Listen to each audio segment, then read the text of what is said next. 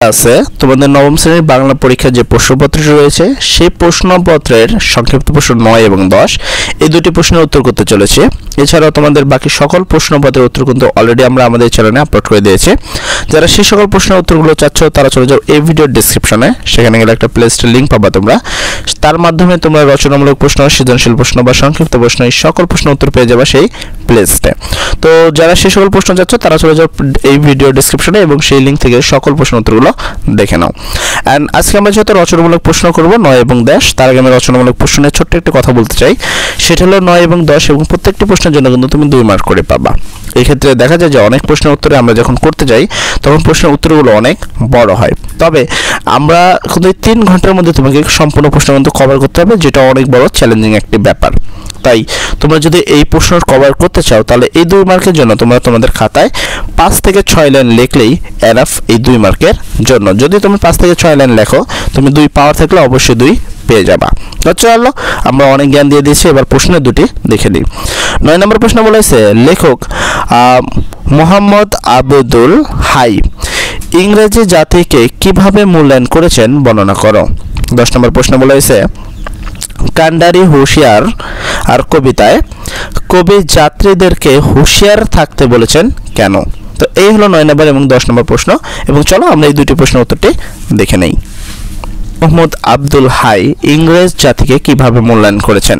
সেক্ষেত্রে উত্তরে বলতে পারি, ইংরেজ জাতিকে লেখক বড্ড কষ্ট সহিত এবং সংগ্রামশীল হিসাবে তুলে ধরেছেন। ইংল্যান্ডের প্রকৃতি খুবই রুদ্ধ এবং কঠোর। এই প্রতিকূল পরিবেশে তারা সংগ্রাম করে বেঁচে থাকতে, শত ব্যস্ততার মধ্যেও তারা সুযোগ পেলেই হাসি ঠাট্টার মেতে ওঠে। তারা কঠোর পরিশ্রমী। এই হলো এই 9 নম্বর প্রশ্নের সঠিক উত্তর।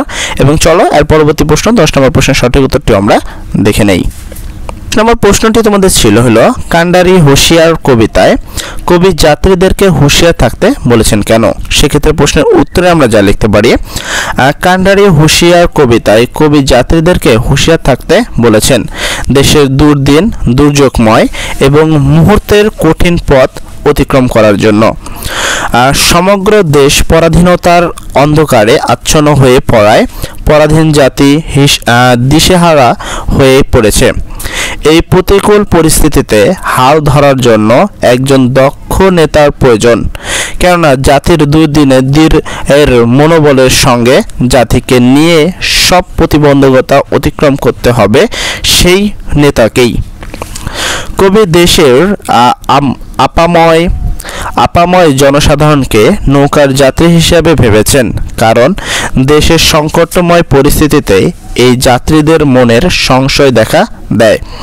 এমন অবস্থায় তিনি কঠিন পথ পার হওয়ার জন্য যাত্রীদের সজাগ এবং সতর্ক থাকতে বলেছেন।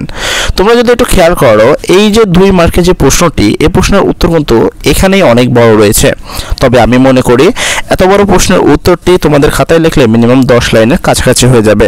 সেক্ষেত্রে আমি এতটা না লিখে তোমাদেরকে এখান থেকে কম এবং উপরের টুকু এবং নিচের টুকু লেখার রিকমেন্ড করব সবাইকেই।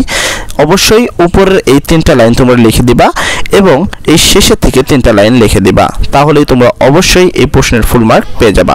কেননা একটি 2 মার্কের জন্য এত বড় প্রশ্নের উত্তর লেখা আমি মনে করি এটা একটি বোকামি। তো চলো, যাই হোক, আমরা অনেক কথা বলে ফেলেছি এবং আরেকটা বড় কথা শুনে নিবা।